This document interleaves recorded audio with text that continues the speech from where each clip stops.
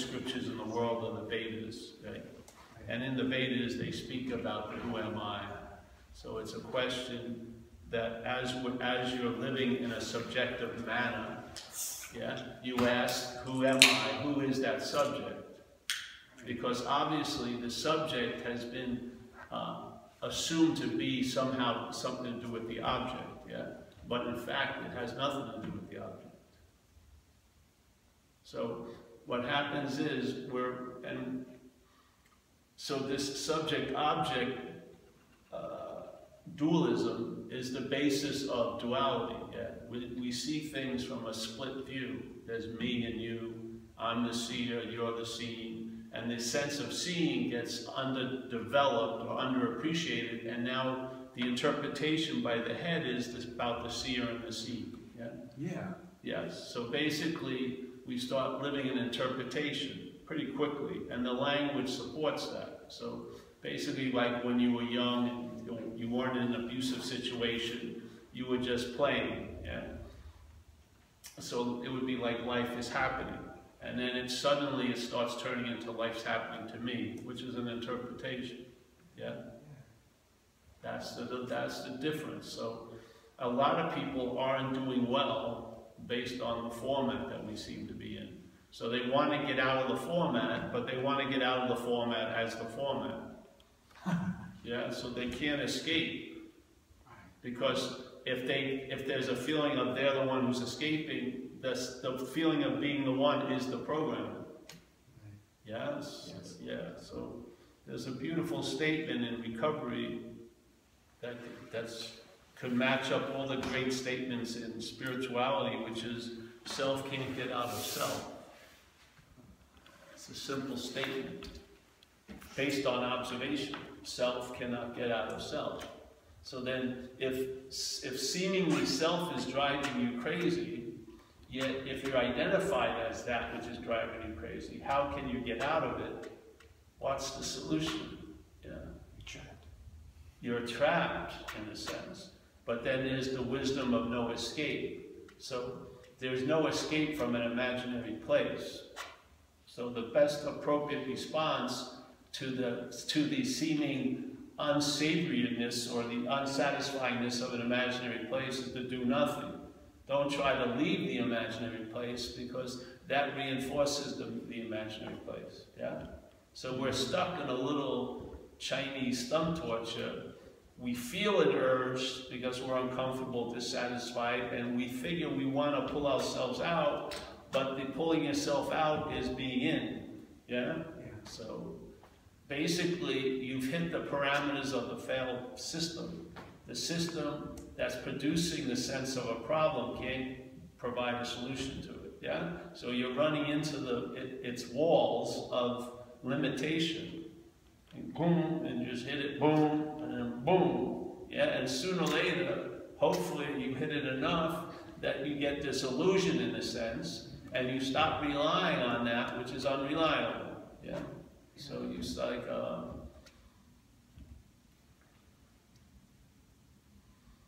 in AA we call it, you get sick and tired of being sick and tired, something happens. And then, see, this is the dilemma though, it's very tricky, because again, what you're trying to get out of, you're going to try to get out of it by that which you're trying to get out of.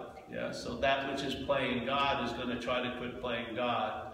That would just be playing God. Yes? So you can't just sort of like, you want to study, you want to go to 2 years of classes about obsession with self, but that could be construed as obsession with self. So you can't get out. So a lot of spirituality is that way. The spirituality, there's an assumption it's going to be taking you out of something, but it doesn't. It actually reinforces the thing that you seem to be in. Because what better way to validate or reinforce the reality of some place is by trying to escape it.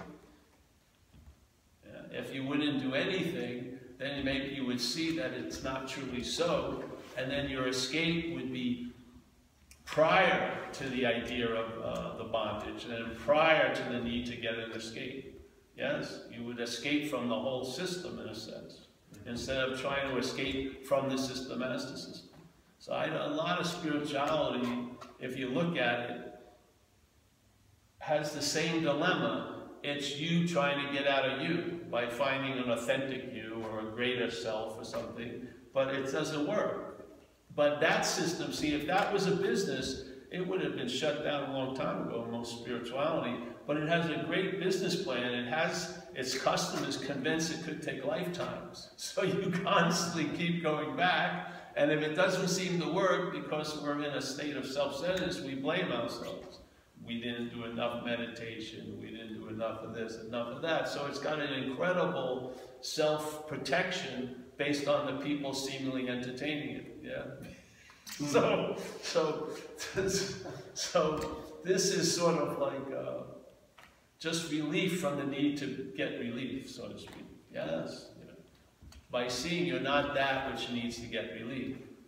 And a funny thing happens, a relief comes from that. You get relief from that one that needs relief.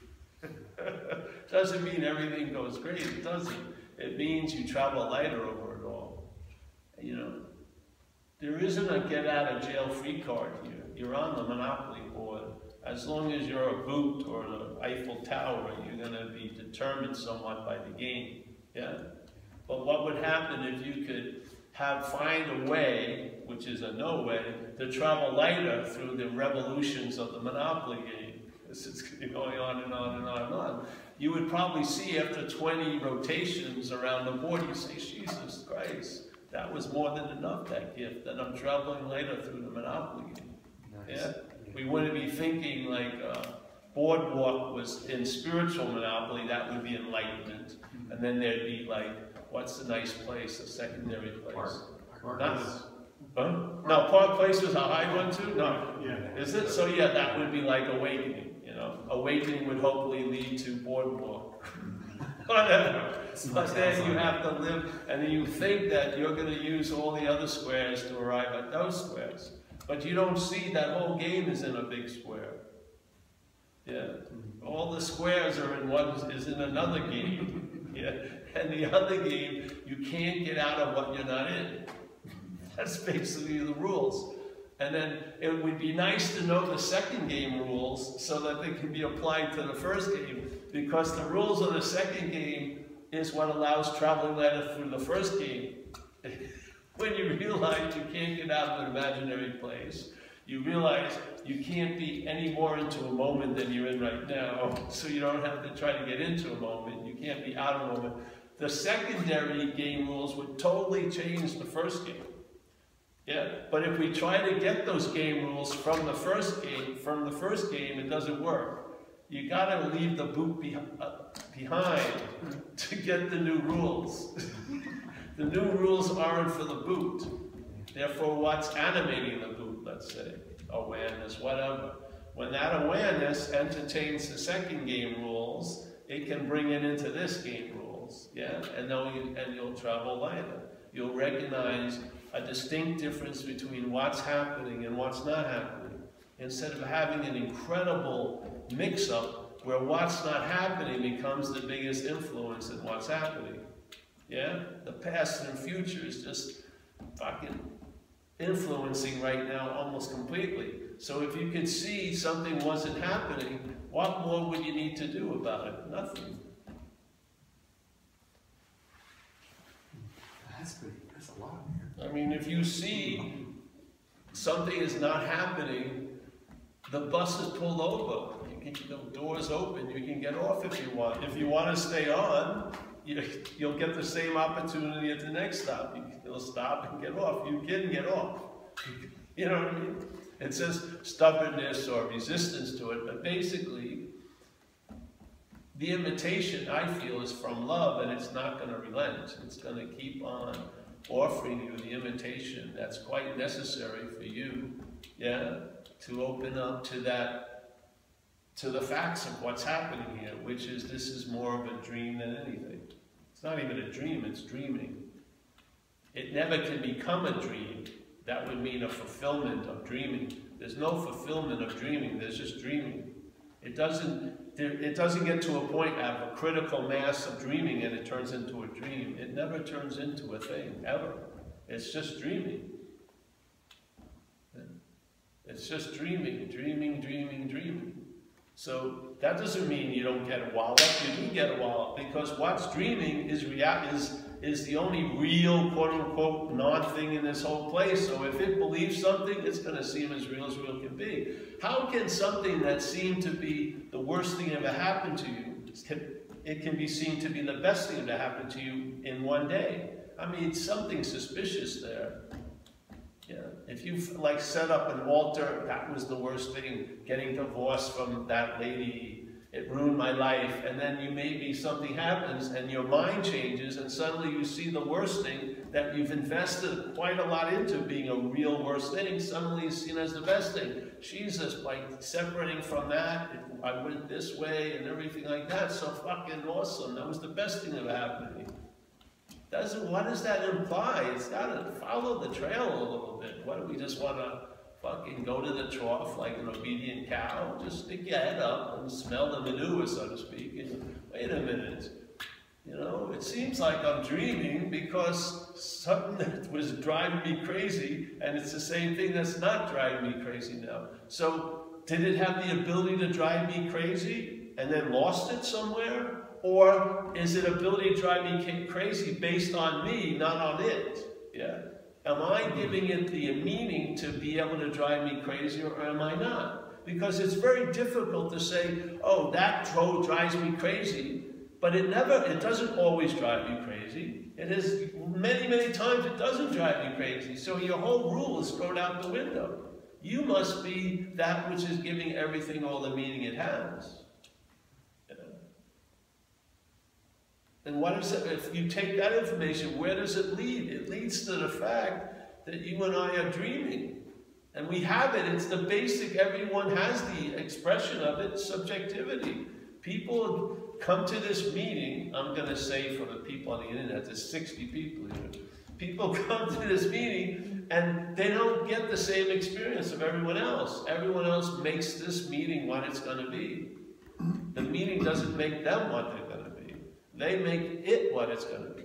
And this isn't random. This happens all day. Isn't that curious? Wouldn't you want to say, wait a minute. So when I heard from this Course in Miracles thing, the second lesson, that's never changed.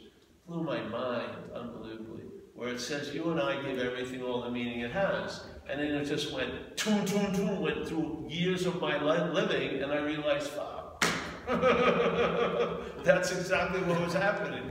So the meaning that I gave someone wasn't based on them, it was based on me. Constantly. Okay. You know, and then they would say, hey, you and I are the dreamer of the dream. I don't like nouns. So let's say you and I are the dreaming of the dreaming. Yeah? We forget that we're dreaming. This is what interests me. How the hell can dreaming forget that it's dreaming? Yeah? All right, how could it dream? So this is just my little supposition, is like the only way the dreaming can forget that it's dreaming in the dreaming is becoming identified as the dreamt, which is these things, yeah? Because this is a dream of seeing, hearing, feeling, tasting, touching, yeah?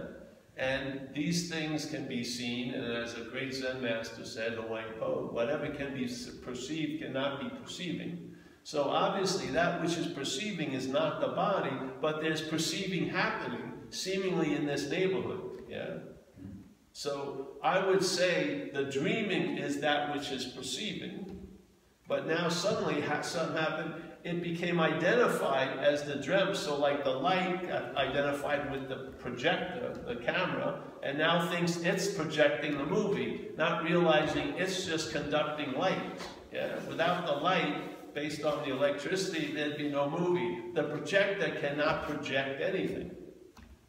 Yeah? Because it doesn't have any inherent power. It's inherently empty of animation. It needs to be plugged in, and suddenly it can project a movie. So the body is not what's seeing, hearing, feeling, tasting, touching. The body has the facilities to see, hear, feel, taste, and touch. Like get it straight, so you stop calling it, because all day the language that we're listening to all day says, I saw that, I saw that, I saw this, I saw this, I can't believe I saw that. It's constant, it's like a mantra, the mental state's chanting, the I, me, my mantra, and it chants it so much that the mind, the bigger mind, pictures itself as the dreamt. Yeah? And suddenly now the seeing is forgotten. The miracle, the magnificence of being conscious is just mind-boggling. That you're awake on your worst days and your best days. You're seeing, hearing, feeling, tasting, touching. It doesn't matter if you got up on the wrong side of the bed. You're seeing that wrong side of the bed. And you see with absolutely no volition. Yeah, you can try to close your eyes, but there's just so much fucking light there. You're still seeing, but you're not seeing anything. It stops at the lid, let's say, but you're just, it's not like it went dormant, it's just fucking on. And it's just spreading out through 5 gates. And then, unfortunately, there's a 6th gate in Buddhism, which is the mind is seeing thoughts.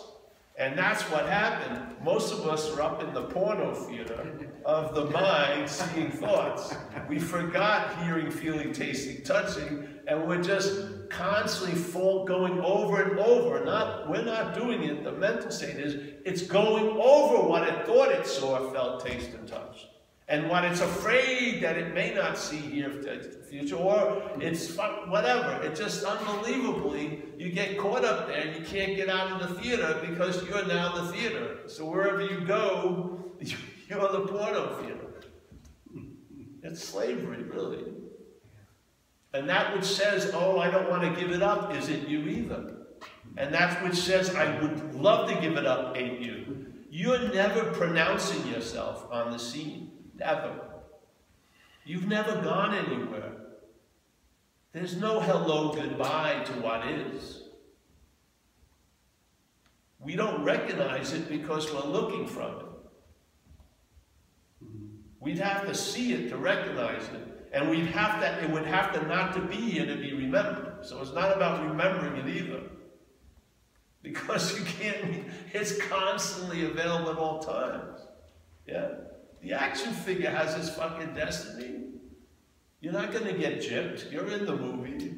Things are going to happen and stuff like that. But I swear to God, you won't be like Henry Winkler and the Fonz. You won't be, when you're 70, putting on the leather jacket and go, you know, you'll move on to whatever else is in store for you. You'll travel lighter. What more do you want, really? Wow. I'm in pain every second of the day now with this knee. I have a level of pain and it draws attention to it, yeah? And I don't know what to do, and I don't want to take medication, so it's fine. But this is what happens. The traveling lighter isn't based on I feel fucking great all day. It's based on I'm not that which is thinking it's feeling everything all day. That's what it's based on.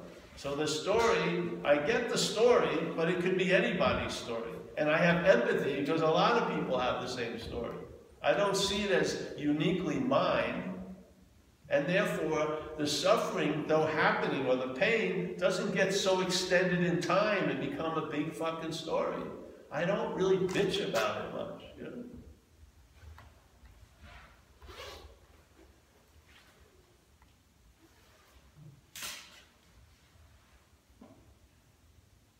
You fit yourself around circumstances instead of trying to fit them around you, like we say in recovery. It's an incredible statement. That's about attitude. That's about a way of living. Yeah, it's not like a particular, I felt great that second. It's like your attitude and outlook changes. And I'm telling you, when you get relief from the problem, you'll know what the problem was. And the problem was and is an activity that the solution is entertaining, basically. That's what it's doing.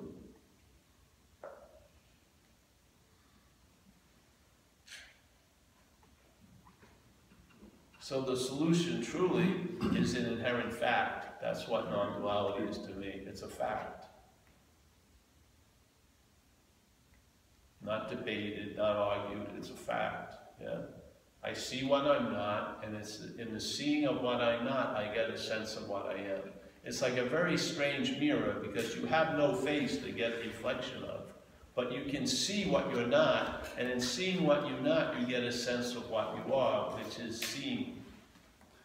And when the seeing is in activity, it's seeing what it's not all day. And in that seeing what it's not, it gets a sense of what it is. Yeah? Seeing, untouched, undisturbed by all the shenanigans that Paul has gotten into this life. Yeah? My effect is like very, very, very, very, very, very skin deep. It leaves no mark. It doesn't extend at all. This is like a dream, basically. Yeah? It seems as real can be when it seems as real can be. Usually when it seems as real can be, there's a fullness of self. There's an obsession with self, or there's an assumption of self. And that assumption of self is like a petri dish that launches many, many fucking other ships. If that weakens, a lot of those journeys you won't be buying tickets for, like we said last week. Basically, all the mental trips are one way, because as soon as you wake up, you don't have to buy a ticket back to where you always are. So they're just one way, the flight gets canceled, and then you're right back at the airport. You never got on the flight. It seemed like you went on it, but as soon as it gets canceled, you never even bought a ticket.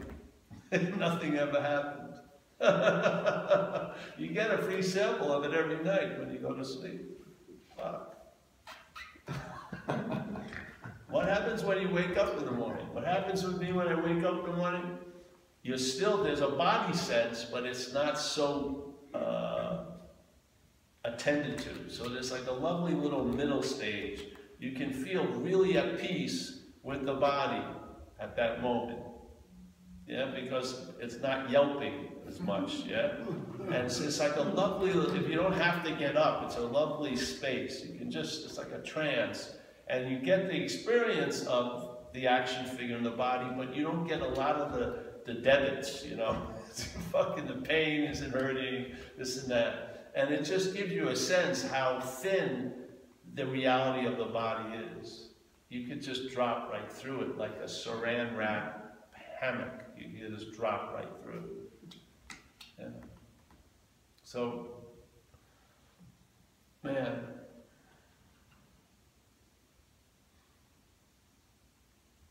entertain it. Entertain the ideas, man. It'll clean house. It doesn't need your pointing where to go. It knows exactly what to do. And a large part of your mental state will be very disappointed because you're not going to be the star. You may not have a loving gaze. You may not have, like, adoring fans. You may be seen as just, the greatest freedom is ordinariness. Yeah, you're just ordinary. Yeah. But in a sense, you're not, because underneath the ordinariness is there's space. Yeah. You're available, therefore you're of service. I'm not in the back of the house when the doorbell rings. I'm right there. Yeah. I'm not getting chipped ever. Ever. Not 1 nanosecond. So, yeah. So I found as a beginning thing with people, this is really a duality meeting because you teach about duality or you share about duality. You can't share about non-duality. And the biggest prohibition of it all, on the fundamental flaw of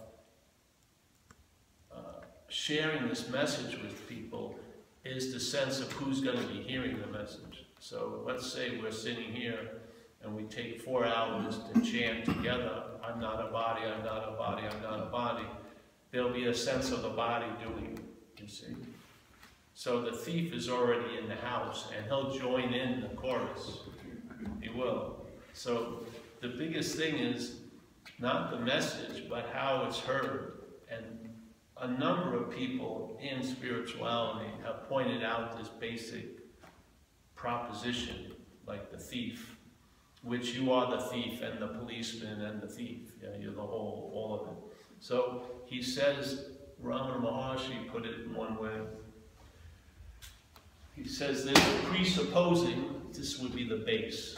Yeah, so let's say there's just mind, and then a conception of mind, of the mental state, arises in it. And that conception is a presupposing of a non-existent thing, the body, yeah? Wanting to get salvation for the non-existent thing. You see? So, how can that non-existent thing, how could that go even far? That would have been snuffed out in a nanosecond. As soon as you saw the non-existent thing, everything that came after that makes no point. Why would I want to seek salvation for a non-existent thing? It's non-existing. But if existence, in a sense, moves into the non-existent thing and becomes identified in a non-existent thing, it makes total sense. Because the non-existent thing, with subjectivity moving it, will probably find illness and disease and distress and unhappiness and disappointment and love and all these other things here. And maybe they'll get attached to some things and have aversion to others, and there'll be an agitation. A lot of different, and that thing, believing it should rise above everything, wouldn't. It would be at the effect of situations and conditions. It could be down for 10 days by a virus, yeah, whatever. So you would think, yeah, that non-existent thing wants to fucking find salvation, obviously. Yeah.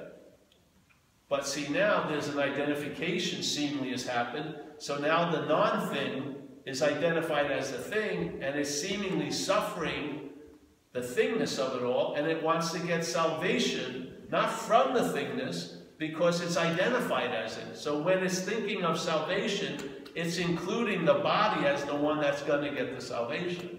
That's why it wants salvation, because of its body identification, yeah? So now the body wants to get salvation.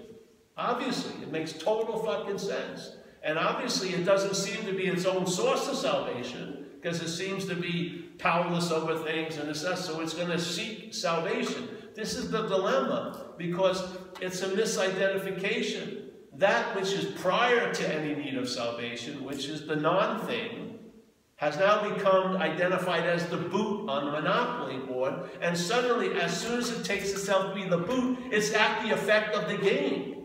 So if it ends up in Baltic Place or whatever, or it has to give some houses away, it's running out of money, it's going to jail, all of this stuff's happening. But it can only live through that as the boot. Now it wants to get salvation from the effects of the Monopoly game, but it wants to beat the boot to get it. So this is the dilemma. The non-existent thing wants to get salvation. That's the fucking dilemma. That's why it's not working.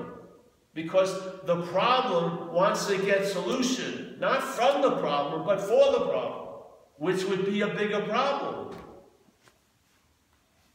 This is what's happening. In little ways and big ways. It's different degrees, but it's the same fundamental flaw. So when you hear the message, there is no body, you're hearing it as a body. That's going to override the message. If you weren't a body, you wouldn't need to hear the message. You're not a body. You know, wow, that's news. I know I'm not a body. You know, it's because you're taking yourself into your body. You now use negation, but the problem is the negation is neutered because you're identified as the body. So it's the body trying to entertain it's not a body, but as a body. So now I can't have any desirers. I guess it makes up some weird fucking shit to sort of prove to itself it's not the body. And it goes into weird gymnastics and everything. But the fact is, the body is still reigning supreme because you're identified as it.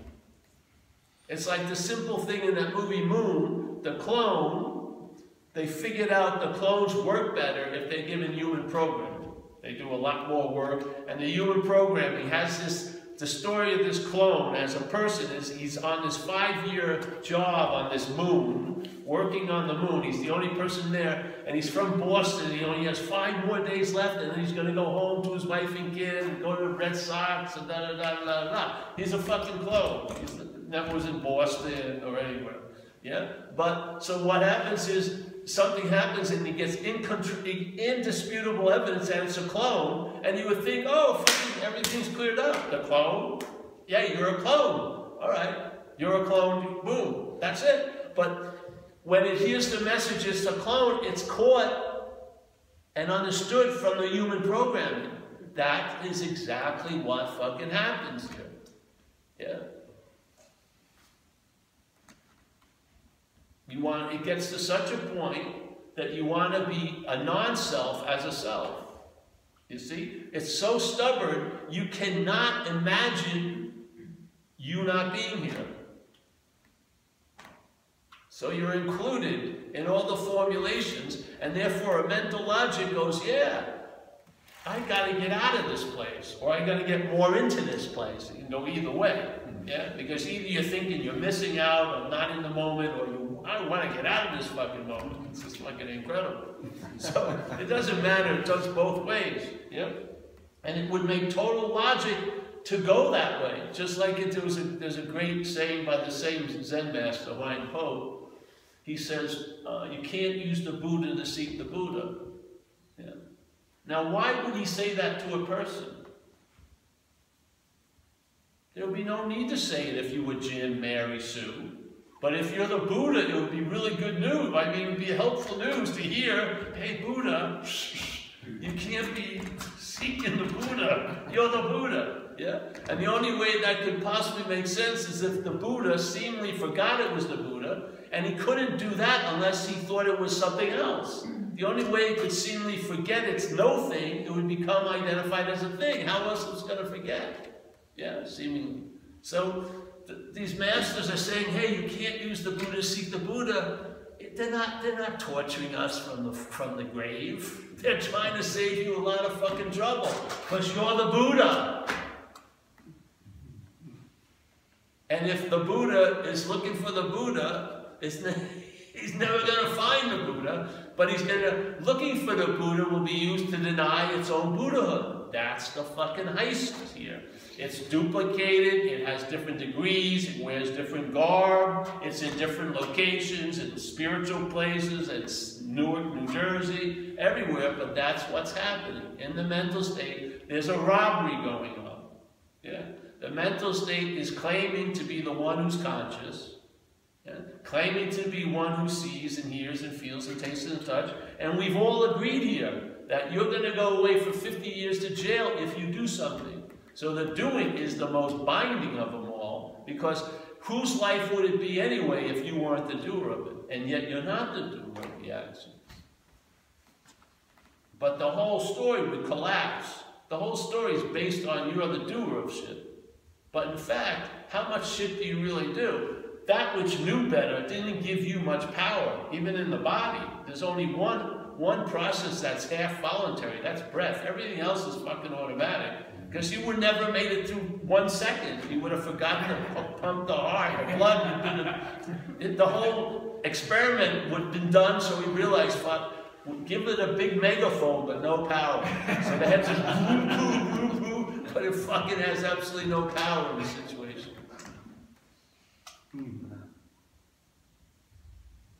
And what happens if you get right-sized about that? You'll travel fucking lighter. You won't be so frustrated that the thoughts aren't following you, because you assume, if they're my thoughts, why aren't they listening to me? I should have some sway over them. And it's really fucking confusing when they don't seem to listen to you as the thinker, because you're not the fucking thinker. It's we just don't want to see the simplicity of it. We just don't, because it goes against the whole fucking source code of the action figure. That you're the fucking one.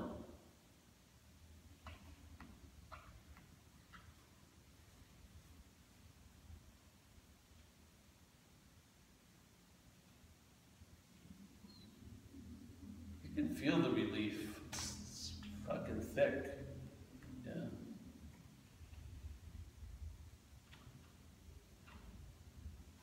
You lose interest in You'll definitely lose interest very quickly in what's not happening, because it's not happening. That's the only reason. Yeah? It doesn't mean it's important or not. It's just not happening. and there will be a hierarchy, that you will be relying more on what's happening than what's not happening. You will not override. Your story isn't that interesting to override this event of seeing, hearing, feeling, tasting, touching. Yeah? And maybe you may not like what's happening here, but it has one thing over what's not happening, and that it's happening. This is all there is. And it's so much, it just goes so much better if you fucking stop arguing with it. And if you can't stop arguing with it, see it, it's not you that's arguing with it. Yeah, stop being alive to the fucking mental state that's constantly pontificating and taking positions that you suffer from. It's not you. That which is speaking is not you. You think it's so special? We got stock versions of selfing. My friend here, he got the Italian one, we got the English one, I got the English East Coast one, you got the West Coast one. It's the same. The only thing is different is there's different nouns, basically. It's the same fucking thing. That's what I learned when I went into AA. It was really quite surprising to someone who felt he was so terminally unique to hear that a lot of people had my thoughts and my feelings and my reactions to life. I had to come to a conclusion. How did they get my thoughts, or they're not my thoughts? Yeah? What happens with that? You don't fucking put a period at that. If they're not my thoughts, end the fucking tame. Let the mind go. Let raw mind feeds on possibilities. It doesn't feed on the same old, same old. It's like fucking tranced out here. It's like a marathon runner in a closet.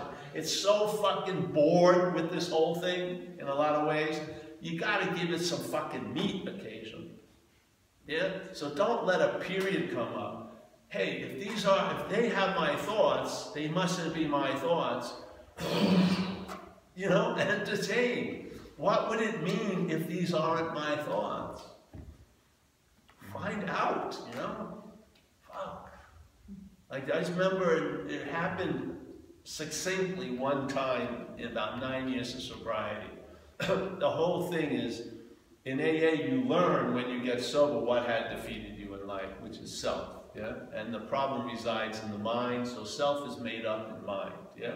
The thought system basically with the backup of memory and then the misperceiving constantly, seeing threats when there aren't any, shit like that. So that's like the three-pronged system that reinforces the idea of being a someone. So when you get into recovery, when the fog clears, it makes it very clear that your head has driven you fucking crazy, yeah? And it drives you to drink, and once you drink, you can't stop drinking, yeah? Because you've lost the ability to stop, yeah? Now, people who are not addicts and alcoholics cannot understand that, but so we get together in groups where we have a complete understanding of that. So a normal person comes into a meeting and they're aghast at some of the statements, and we're all laughing because we know what it's like to live under that parasite, because we've all lived under the parasite.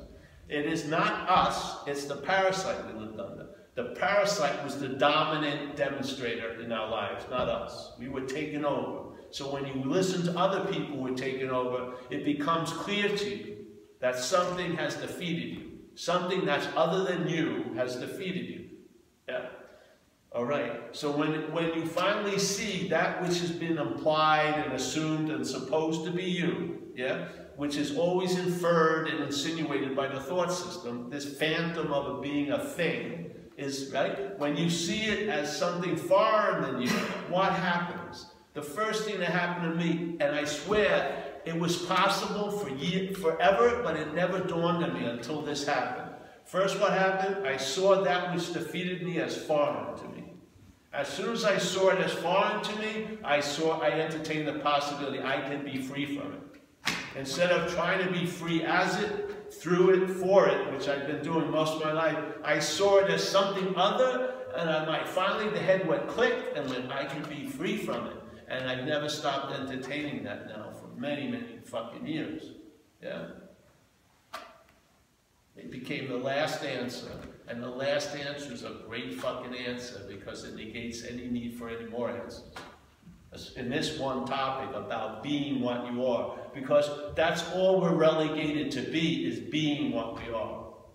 We're not going to know what we are. We're not going to study what we are. We're going to know what we're not. We're going to study what we're not. And in that studying what we're not, we'll get an impliedness of what we are.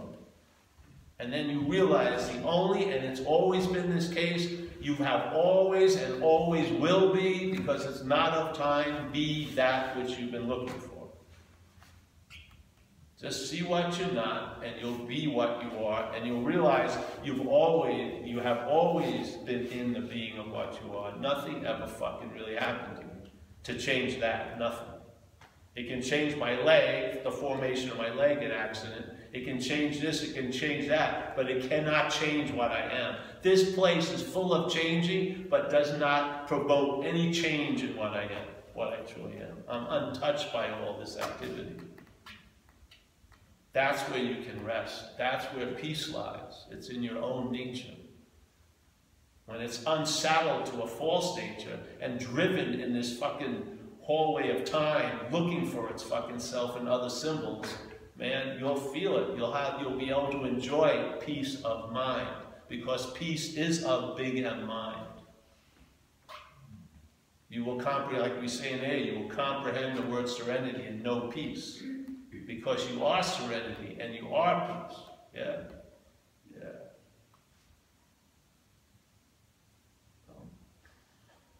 That's basically it. It's more like a direction changer. I think most of us are misdirected. Something captures our yearnings or whatever, our longings, and misdirects them. And then things that seem to have been the greatest source of joy become a pit of hate sometimes. Things that you hope were going to be something turn into the exact opposite a lot of the time. How can you not be disappointed here?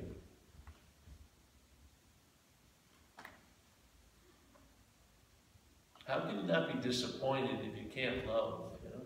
If you're so, your head is so up the ass of self, and you're just fucking crippled emotionally. What a sad state of affairs. In a lot of ways. You can't be touched by another person, even some people physically, but you can't be touched by another person's experience of suffering. Some things, man. If that's what it takes to live here, is to be frozen, I'd rather be totally vulnerable and get whacked all the time than to be frozen, never get to be whacked. It doesn't seem like a good deal. So this is such a freeing possibility. You start looking for being, and you get on with the business of being. Yeah, being awake. You're inherently awake right now, and you're awake to that idea. You're awake to that fact. Yeah? And hopefully you'll be able to hold the space for the people you love and the people you don't like. You'll be able to hold space because it's not an effort, it's your nature. Your nature is of space. So when you're holding space, you're just being your nature. It's no fucking effort. So,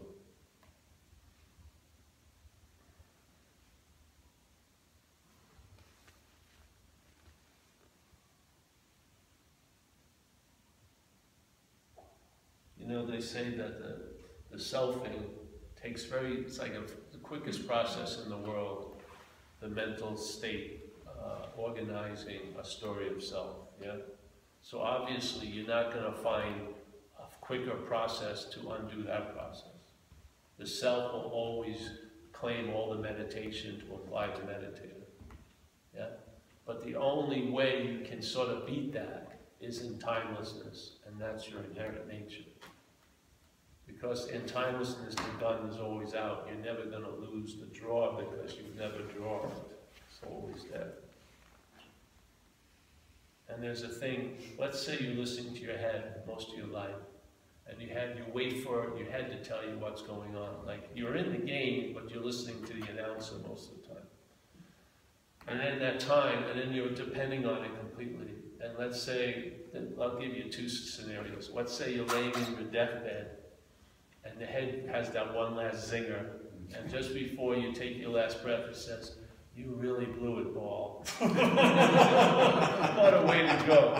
Ouch, on that note. And another one is, let's say you're waiting to hear what's happening from the head and you pass away, meaning the head stops and you miss the boat. You're like, because the thing that's going to tell you your dad's dead. I would think I would get on with it now. Might as well get on with that correction now.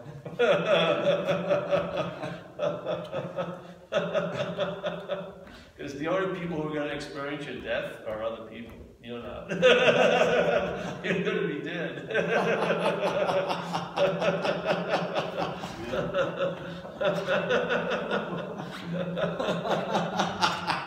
That would be like a weird bardo, wouldn't it? You're floating around waiting for somebody to tell you.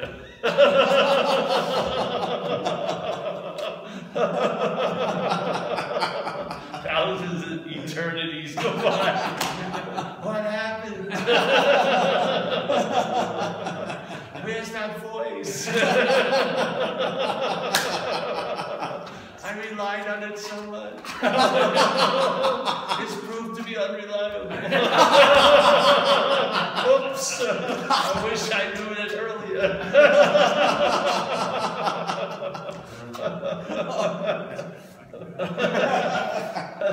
Bing, do-over. All